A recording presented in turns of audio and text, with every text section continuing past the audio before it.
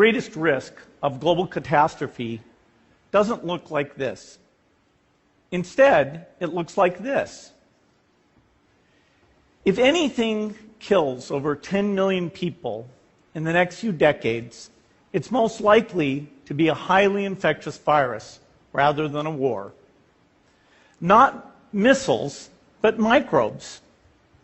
Now, part of the reason for this is that we have invested a huge amount in nuclear deterrence, but we've actually invested very little in a system to stop an epidemic.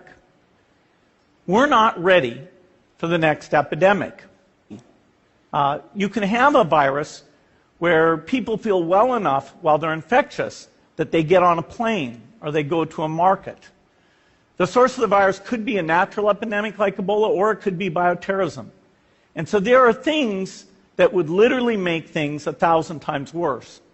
In fact, let's look at a model of a virus spread through the air like the Spanish flu back in 1918. So here's what would happen.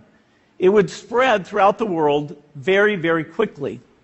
And you can see there's over 30 million people die from that epidemic. So this is a serious problem. We should be concerned. But in fact, we can build a really good response system. We have the benefits of all the science and technology that we talk about here. We've got cell phones to get information from the public and get information out to them. We have satellite maps where we can see where people are and where they're moving.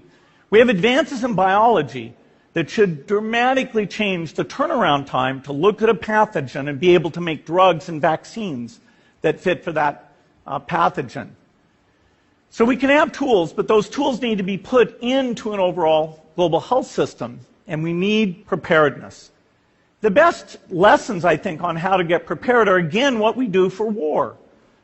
For soldiers, we have full-time waiting to go. We have reserves that can scale us up to large numbers. NATO has a mobile unit that can deploy very rapidly. NATO does a lot of war games to check, are people well-trained?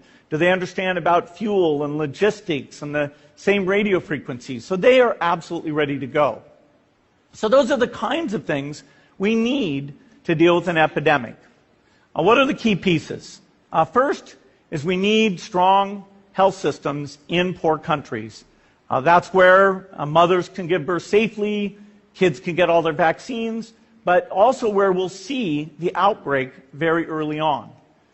We need a medical reserve corps. Lots of people who've got the training and background who are ready to go with the expertise.